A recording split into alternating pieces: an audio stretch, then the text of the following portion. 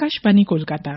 এবার শুনবেন করোনা সংক্রমণ ও তার প্রতিকার নিয়ে আকাশবাণী কলকাতার সংবাদ বিভাগ প্রযোজিত বিশেষ সচেতনতামূলক অনুষ্ঠান করোনা ক্লিনিক।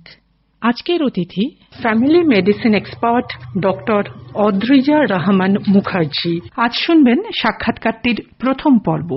দ্বিতীয় পর্ব আগামীকাল। সাক্ষাৎকার নিচ্ছেন অগ্নিবীণ চট্টোপাধ্যায়।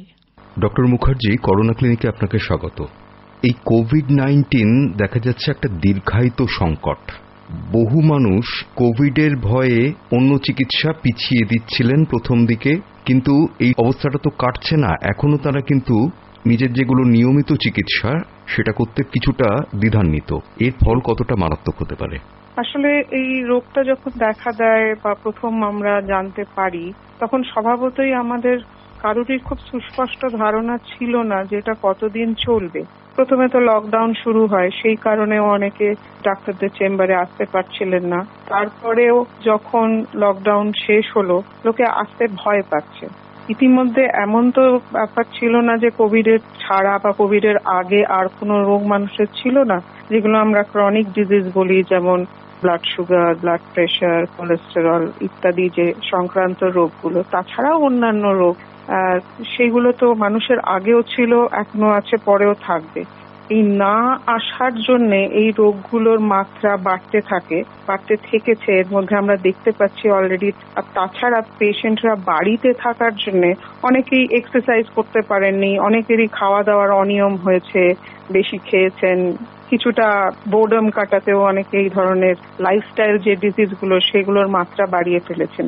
তো এখন যাদেরকে আমরা দেখছি, অনেকেই দেখছি যে যারা দীর্ঘদিন কন্ট্রোলে ছিল এই সুগার প্রেশার, তাদের একটা আনকন্ট্রোলড রেজাল্ট পাচ্ছি। তো তার মানে যারা এখনো এসে পৌঁছতে পারছেন না ডাক্তারদের কাছে, সে যাতায়াতের অসুবিধের জন্যই হোক বা মানসিক রেস্ট্রিকশনের জন্যই হোক, যে যেতে ভয় পাচ্ছেন যে চেম্বারে গেলেই বা ক্লিনিকে গেলেই আমার রোগটা হয়ে যাবে, এরকম একটা ভয়েতে ভুগছেন, তাদের একটা সাবধান হওয়ার সময় এসেছে। কারণ সেই রোগগুলো থেকে অনেক কমপ্লিকেশন আমরা দেখতে পাচ্ছি। আর একটা রোগের সম্বন্ধে আমি বলবো যে ক্যান্সার ডিটেকশনের মাত্রা বেড়ে যাচ্ছে এই সময়। তার কারণ প্রথম অবস্থায় রোগগুলো হলে আমরা ডায়াগনোসিস করতে ইজি হতো, যেমন অল্প কোন উপসর্গ দেখা দিয়েছে। এখন এতদিন ধরে সেইগুলো চেপে থেকে এখন সেগুলো একটা মারাত্মক আকার ধারণ করছে। তো এই সম্বন্ধে লোকের একটু সচেতন হওয়ার দরকার। যাদের আগে কোনো রোগ ছিল, যারা অলরেডি ট্রিটমেন্টে ছিলেন তারা, এবং যারা এর মধ্যে কোনো উপসর্গ দেখা দিয়েছে তারাও, এখন আর কিন্তু বসে থাকার সময় নেই। কারণ এই কোভিড-19 নিয়ে আমাদের চলতে হবে। সুতরাং আমার মনে হয় এবার হাই টাইম যে লোকে এবার বেরিয়ে আসুক, যাদের যা পরামর্শ নেওয়ার তারা নিক। ডক্টর মুখার্জি, একটা কথা বলা হচ্ছে প্রথম থেকেই, যাদের ব্লাড সুগারের সমস্যা আছে কিংবা রক্তচাপের সমস্যা আছে, তাদের ক্ষেত্রে কোভিড-19 আরো মারাত্মক হতে পারে। সেক্ষেত্রে এই জিনিসগুলো চিকিৎসা না করে যারা পিছিয়ে যাচ্ছেন, তারা তো কোভিড-19 থেকে আসা বিপদটাও নিজেদের ক্ষেত্রে আরো বাড়িয়ে ফেলছেন বলতে গেলে। আপনি একদম ঠিক কথাটাই বলেছেন যে ইন্ডিপেন্ডেন্ট রিস্ক ফ্যাক্টর হিসেবেও আমরা পার্টিকুলারলি ডায়াবেটিসকে ধরছি, বা ব্লাড সুগার যাদের হাই থাকে তাদের ধরছি, এবং ব্লাড প্রেশারের প্রবলেম যাদের আছে তারাও কিছুটা কোভিডের এফেক্টে খারাপ হবে না ভালো হবে। এটা তো নয় যে কোভিড হলেই লোকের একটা মর্মান্তিক পরিণতি হচ্ছে, তা নয়। যার হচ্ছে তার ডিফেন্স বা প্রতিরোধ ক্ষমতা কতটা, তার উপর নির্ভর করছে যে এর থেকে যে আউটকামটা, পরিণতিটা কি হবে। তো স্বাভাবিকভাবেই যার প্রতিরোধ ক্ষমতা বেশি তার পরিণতি ভালো হবে। এখন যার সুগার কন্ট্রোলে আছে, যার প্রেশার কন্ট্রোলে আছে, আমরা ধরে নিচ্ছি তাদের প্রতিরোধ ক্ষমতাটা ভালো। এবার যাদের নেই তাদের উল্টোটা। এখন সেক্ষেত্রে ধরুন কারোর একটা ফলো আপ অ্যাপয়েন্টমেন্ট ছিল মার্চ বা এপ্রিল মাসে, এবার সে আসতে পারেনি বা ডাক্তার দেখাতে পারেনি বা এমনকি ব্লাড টেস্টও করে উঠতে পারেনি। এবার তাদের ক্ষেত্রে এই 5-6 মাস যে পিছিয়ে যাচ্ছে ফলো আপটা, সেটা একটা চিন্তার কারণ হয়ে দাঁড়াচ্ছে। এক্ষেত্রে ঠিক আছে, অনেক সময় হচ্ছে ল্যাবরেটরি থেকে ব্লাড টেস্ট করানো অসুবিধাজনক, বারবার গিয়ে ইত্যাদি। তো তাদের ক্ষেত্রে হোম মনিটরিং করা যেতে পারে। নানা রকম মেশিন আছে যাতে ব্লাড সুগার চেক করা যায়, ব্লাড প্রেশার চেক করা যায়, বাড়িতেই করা যায়। অনেক ডাক্তার এখন টেলিফোনে কনসালটেশন করছেন, টেলিমেডিসিন যেটাকে আমরা বলছি। সেইভাবেও কিন্তু ডাক্তারদের অ্যাক্সেস টেস্ট করা যেতে পারে। সবসময় যে আমাকে ক্লিনিকে গিয়েই টেস্ট করাতে হবে বা চেম্বারে গিয়েই আমাকে ব্লাড প্রেশার পরীক্ষা করাতে হবে বা ডাক্তারকে চেম্বারে গিয়েই দেখাতে হবে, তার একটা অল্টারনেটিভ উপায় কিন্তু ডাক্তাররা অনেকে নিয়ে এগিয়ে এসেছেন। যারা সেইটা অ্যাভেল করতে চান সেটাও কিন্তু করতে পারেন। কোভিড-19 নিয়ে অকারণেই হয়তো অনেকের মনে এর সঙ্গে একটা স্টিগমা জড়িয়ে গিয়েছিল প্রথম থেকে। এখন হয়তো সেটা কিছুটা হলেও ফিকে হয়েছে, আবার পুরোটা হয়ওনি, এখনো অনেকেই ওইভাবেই ভাবছেন। আর এর মধ্যে কিন্তু ডেঙ্গু মাথাচাড়া দিচ্ছে। এখন জ্বর হলে সেটা ডেঙ্গু না কোভিড সেটা বোঝাও মুশকিল, এবং মানুষ যদি সেক্ষেত্রে পরীক্ষার জন্য না আসেন তাহলেও তো একটা সমস্যা দেখা দেবে। খুব একটা জরুরি জায়গা আপনি তুলে ধরছেন, সেটা হচ্ছে যে স্টিগমার কথাটা বলছেন, সেইটার জন্য অনেকগুলো ক্ষতিকারক জায়গায় আমরা পৌঁছচ্ছি। তার কারণ হচ্ছে, ধরুন এখন জ্বর হলেই একটা প্রসঙ্গ আসছে যে এই কোভিড টেস্ট করা উচিত, কারণ যেভাবে কমিউনিটিতে এই রোগটা চাড়া দিচ্ছে সেই কারণে এই টেস্টটা না করলে জানা যাবে কি করে যে একটি লোকের কোভিড হয়েছে বা হয়নি। কারণ প্রথম দিকের সিমটম গুলো, জ্বর, মাথা ব্যথা, গা হাত পা ব্যথা, একটু গলা খুসখুস, এটা তো যে কোনো ধরনের ভাইরাল ডিজিজের সিমটমই হতে পারে। তো সেই ক্ষেত্রে এবার আমি জানলাম না যে আমার কোভিড হয়েছে কি হয়নি, সেক্ষেত্রে আমি অন্যদেরকে ছড়ানোর জায়গায় রয়ে যাচ্ছি।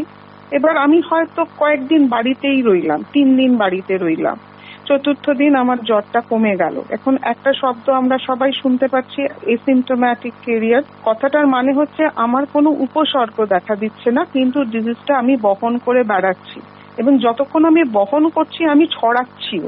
এবার আমার হয়তো প্রতিরোধ ক্ষমতা বেশি, তাই আমি বহন করলাম এবং ছড়ালাম, আমার কিছু এফেক্ট বা পরিণতি খারাপ কিছু হলো না, কিন্তু আমার কাছের যাদেরকে সংস্পর্শে আমি এসছি, সেটা আমার বাড়ির লোক হতে পারে, আমার মা বাবা হতে পারে, আমার হাজবেন্ড হতে পারে, আমার ওয়াইফ হতে পারে ইত্যাদি, তাদেরকে আমরা ডিজিজটা ছড়িয়ে দিতে পারি, এবং তাদের ক্ষেত্রে পরিণতিটা সবসময় ভালো নাও হতে পারে। তো একদিকে এই কোভিডের ডায়াগনোসিসটা খুব দরকার হচ্ছে, কিন্তু মজা হচ্ছে, ধরুন আমাদেরও তো অনেক বন্ধু বান্ধব আত্মীয় স্বজন আছে, হয়তো ফোন করে ক্যাজুয়ালি জিজ্ঞেস করলো যে এই একটু জ্বর হয়েছে, কি করবো রে, হয়তো কথায় কথায় বললাম একটা কোভিড টেস্ট করিয়ে নেবে নাকি, মানে শুনেই প্রায় মনে হয় ফোনটা রেখে দিল। আর তো এক্ষেত্রে কি হচ্ছে যে ঠিক আছে কোভিড হয়নি, সেটা হলো না, কিন্তু অন্য কোনো রোগও তো হতে পারে। এটা তো নয় যে জ্বর একমাত্র কোভিডে হয়। এবং যেটা আপনি বলছেন যে ডেঙ্গুতে তো এর আগে অনেক কিছু ঘটনা গত কয়েক বছর ধরে আমরা দেখছি ঘটেছে। তো সেখানে এমনও দেখা যাচ্ছে যে কোভিড পেশেন্টদেরও ডেঙ্গু পজিটিভ, মানে দুটো রোগ একসাথে হয়েছে, এরকমও আমরা বেশ কিছু কেসেস পাচ্ছি এই মুহূর্তে। তো সেক্ষেত্রে আমাদের জ্বরটা পার্টিকুলারলি যদি 2-3 দিনের বেশি কন্টিনিউ করে, অবশ্যই ডাক্তারের পরামর্শ নেওয়া এবং প্রয়োজনে টেস্ট করা দরকার। যদি কোভিড টেস্ট নাও করে অন্য টেস্টগুলো করে অন্তত জানা দরকার। কিন্তু কোভিড টেস্টটা করা দরকার এই কারণেই, শুধু নিজে জানার জন্য না, কতদিন সে বাড়ির মধ্যে আইসোলেটেড থাকবে। আজকাল তো টেস্ট হলেই তাকে নিয়ে গিয়ে কোয়ারেন্টাইন সেন্টারে বা হসপিটালে ভর্তি করা হচ্ছে না, সে তো হোম আইসোলেশনে তার যদি সেই সুবিধাটা থাকে ট্রিট করা হচ্ছে। তো সেক্ষেত্রে জেনে নিতে কি অসুবিধে, যদি সে জেনে নেয় তবে তার জন্য সুবিধে, চারপাশে রোগটা ছড়াবে না।